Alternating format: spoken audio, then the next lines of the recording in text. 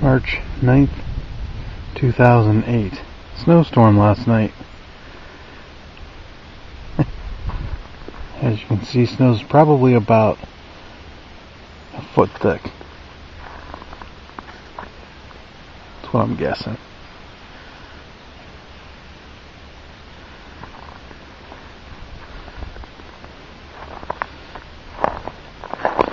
While I'm out here, probably should get the mail.